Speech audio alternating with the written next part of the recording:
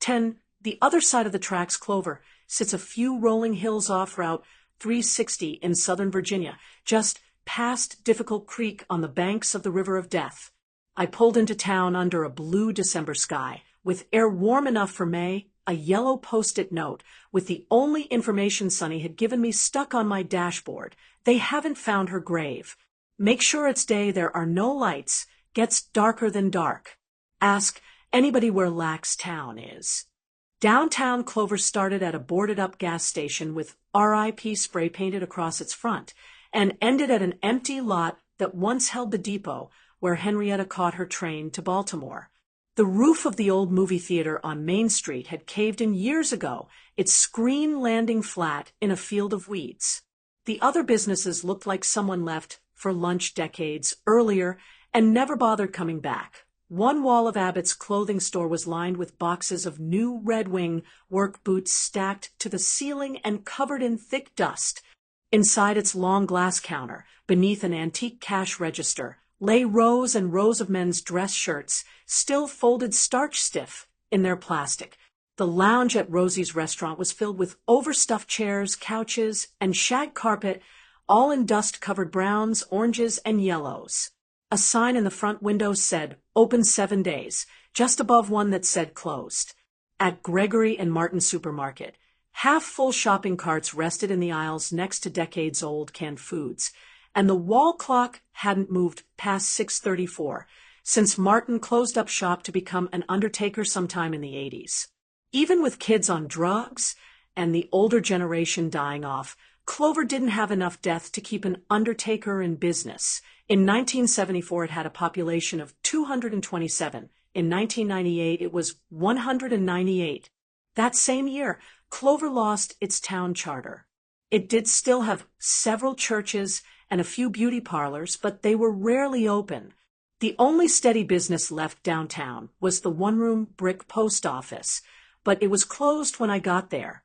Main Street felt like a place where you could sit for hours without seeing a pedestrian or a car. But a man stood in front of Rosie's, leaning against his red motorized bicycle, waiting to wave at any cars that might pass. He was a short, round, white man with red cheeks who could have been anywhere from 50 to 70. Locals called him the greeter, and he'd spent most of his life on that corner waving at anyone who drove by, his face expressionless. I asked if he could direct me to Lax Town, where I planned to look for mailboxes with the name Lax on them, then knock on doors asking about Henrietta. The man never said a word, just waved at me, then slowly pointed behind him, across the tracks. The dividing line between Lax Town and the rest of Clover was stark. On one side of the two-lane road from downtown, there were vast, well-manicured rolling hills, acres and acres of wide-open property with horses, a small pond, a well-kept house set back from the road, a minivan, and a white picket fence. Directly across the street stood a small, one-room shack about 7 feet wide and 12 feet long. It was made of unpainted wood, with large gaps between the wallboards where vines and weeds grew. That shack was the beginning of Lax Town, a single road about a mile long and lined with dozens of houses, some painted bright yellows or greens, others unpainted, half caved in or nearly burnt down. Slave-era cabins sat next to cinderblock homes and trailers, some with satellite dishes and porch swings, others rusted and half buried. I drove the length of Lax Town Road again and again, past the end of state maintenance sign, where the road turned to gravel, past a tobacco field with a basketball court in it, just a patch of red dirt, and a bare hoop attached to the top of a weathered tree trunk. The muffler on my beat-up black Honda had fallen off somewhere between Pittsburgh and Clover, which meant everyone in Lax Town heard each time I passed. They walked onto porches and peered through windows as I drove by. Finally, on my third or fourth pass, a man who looked like he was in his 70s shuffled out of a green two-room wooden cabin wearing a bright green sweater, a matching scarf, and a black driving cap. He waved a stiff arm at me, eyebrows raised. "You lost," he yelled over my muffler. I rolled down my window and said, "Not exactly." "Well, where you trying to go?" he said. 'cause I know you're not from around here." I asked him if he'd heard of Henrietta. He smiled and introduced himself as Cootie, Henrietta's first cousin. His real name was Hector. Henry. People started calling him Cootie when he got polio decades earlier. He was never sure why. Cootie's skin was light enough to pass for Latino, so when he got sick at 9 years old, a local white doctor snuck him into the nearest hospital, saying Cootie was his son, since the hospitals didn't treat black patients. Cootie spent a year inside, an iron lung that breathed for him, and he'd been in and out of hospitals ever since. The polio had left him partially paralyzed in his neck and arms, with nerve damage that caused constant pain. He wore a scarf regardless of the weather, because the warmth helped ease the pain. I told him why I was there, and he pointed up and down the road. Everybody in Laxtown kin to Henrietta, but she'd been gone so long, even her memory pretty much dead now. He said, "Everything about Henrietta dead, except themselves." He pointed to my car. "Turn this loud thing off and come inside. I'll fix you some juice." His front door opened into a tiny kitchen with a coffee maker, a vintage toaster, and an old wood stove with 2 cooking pots on top, one empty, the other filled with chili.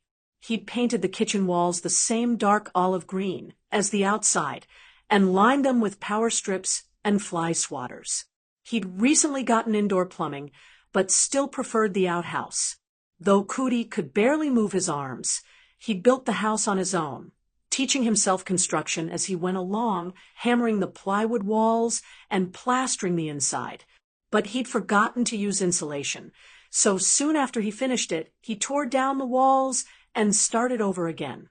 A few years after that, the whole place burned down when he fell asleep under an electric blanket, but he built it back up again.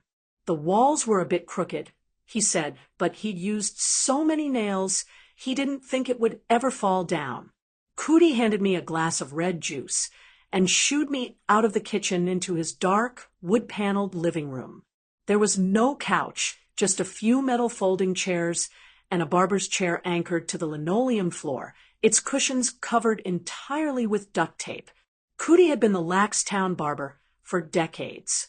That chair cost $1,200 now, but I got it for $8 back then, he yelled from the kitchen.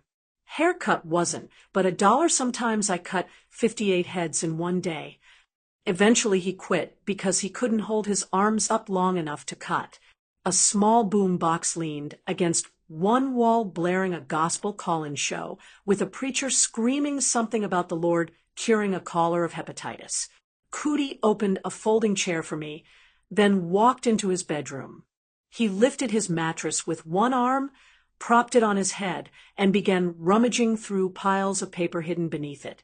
"I know I got some information on Henrietta in here somewhere," he mumbled from under the mattress. "Where the hell I put that?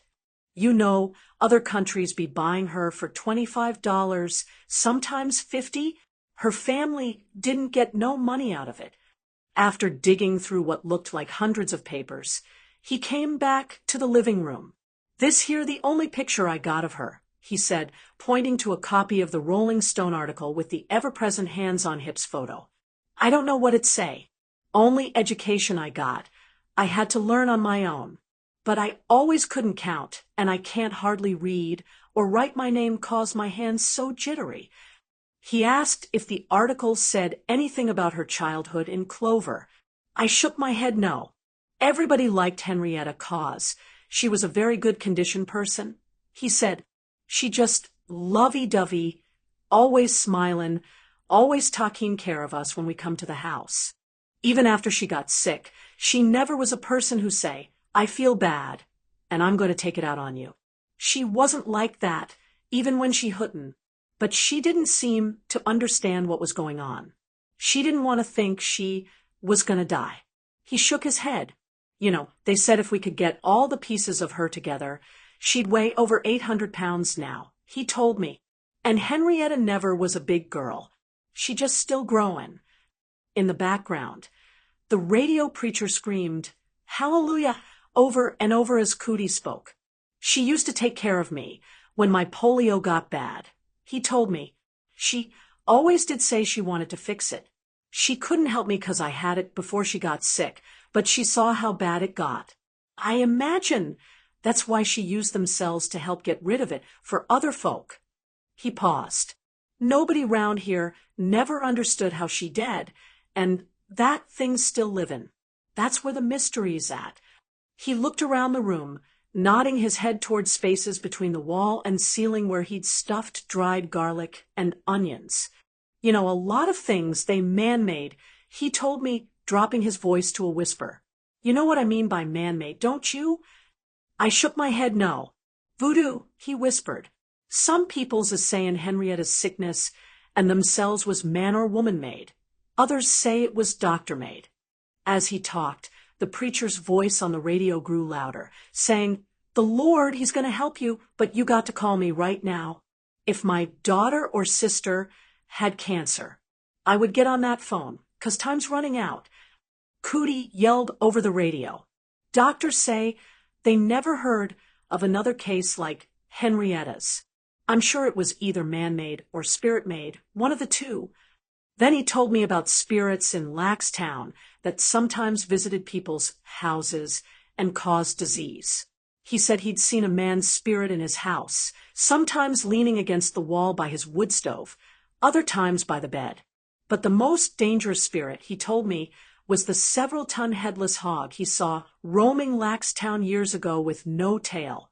Links of broken chain dangled from its blood-stained neck, dragging along dirt roads and clanking as it walked. I saw that thing crossing the road to the family cemetery. Cootie told me that spirit stood right there in the road, its chain swinging and swaying in the breeze. Cootie said it looked at him and stomped its foot, kicking red dust all around its body, getting ready to charge. Just then, a car came barreling down the road with only one headlight. The car came along, shined a light right on it. I swear it was a hog, Cootie said. Then the spirit vanished. I can still hear that chain dragging. Cootie figured that car saved him from getting some new disease. Now, I don't know for sure if a spirit got Henrietta or if a doctor did it, Cootie said, but I do know that her cancer wasn't no regular cancer, 'cause regular cancer don't keep on growing after a person die. 1920s, 1930 S.1940 S.1950 S.19605.19705.198 OS.1990 S.2000 S.1951-11. The Devil of Pain itself, by September, Henrietta's body was almost entirely taken over by tumors. They'd grown on her diaphragm, her bladder, and her lungs. They'd blocked her intestines and made her belly swell like she was 6 months pregnant. She got one blood transfusion after another because her kidneys could no longer filter the toxins from her blood, leaving her nauseated from the poison of her own body. She got so much blood that one doctor wrote a note in her record stopping all transfusions until her deficit with the blood bank was made up. When Henrietta's cousin Emmett Lax heard somebody at Sparrow's Point say Henrietta was sick and needed blood, he threw down the steel pipe he was cutting and ran looking for his brother and some friends. They were working men with steel and asbestos in their lungs and years' worth of hard labor under their calluses and cracked fingernails. They'd all slept on Henrietta's floor and eaten her spaghetti when they first came to Baltimore from the country.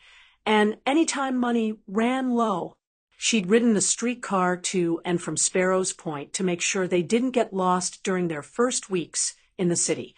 She'd packed their lunches until they found their feet, then sent extra food to work with Day, so they didn't go hungry between paychecks. She'd tease them about meeting wives and girlfriends, and sometimes help them find good ones. Emmett had stayed at Henrietta's so long, he had his own bed in the hallway at the top of the stairs. He'd only moved out a few months earlier.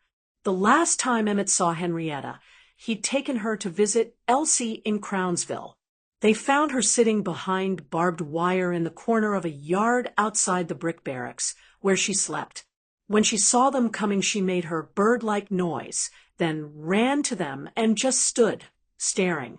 Henrietta wrapped her arms around Elsie, looked her long and hard in the eyes, then turned to Emmett. She looked like she doing better, Henrietta said. Yeah, Elsie looked nice and clean, and everything. They sat in silence for a long time. Henrietta seemed relieved, almost desperate, to see Elsie looking okay. That was the last time she would see her daughter Emmett Figures. She knew she was saying goodbye. What she didn't know was that no one would ever visit Elsie again. A few months later, when Emmett heard Henrietta needed blood, he and his brother and 6 friends piled into a truck and went straight to Hopkins.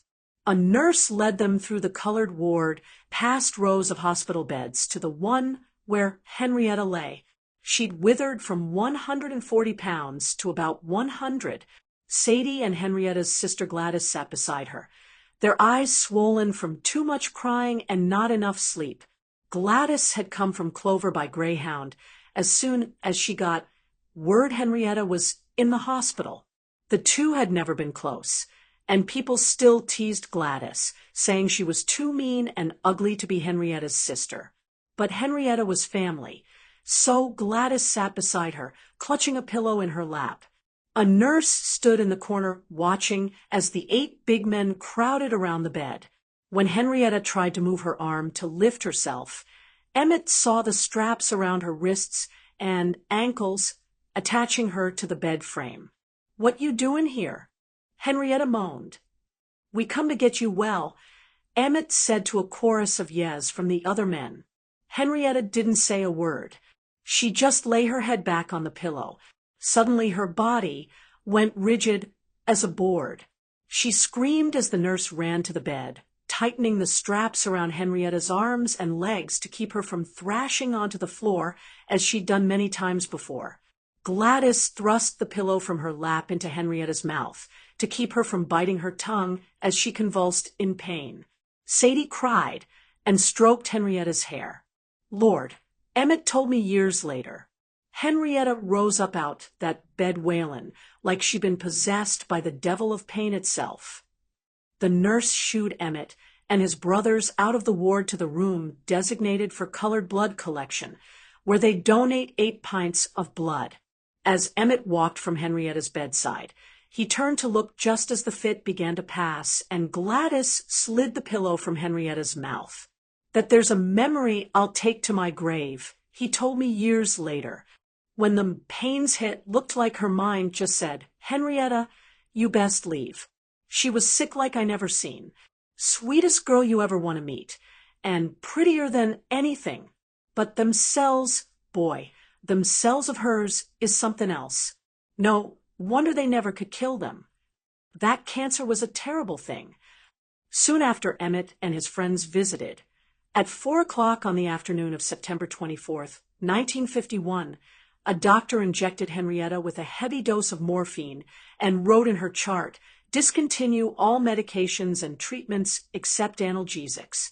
2 days later, Henrietta awoke terrified, disoriented, wanting to know where she was and what the doctors had been doing to her. For a moment, she forgot her own name. Soon after that, she turned to Gladys and told her she was going to die. "You make sure Day takes care of them children," Henrietta told her sister, tears streaming down her face. "Especially my baby girl, Deborah." Deborah was just over a year old when Henrietta went into the hospital. Henrietta had wanted to hold Deborah, to dress her in beautiful clothes and braid her hair, to teach her how to paint her nails, curl her hair, and handle men. Henrietta looked at Gladys and whispered, "Don't you let anything bad happen to them children when I'm gone." Then she rolled over her back to Gladys and closed her eyes. Gladys slipped out of the hospital and onto a Greyhound back to Clover. That night, she called Day. "Henrietta gonna die tonight," she told him. "She wants you to take care of them kids. I told her I'd let you know. Don't let nothing happen to them." Henrietta died at 12:15 a.m. on October 4th, 1951.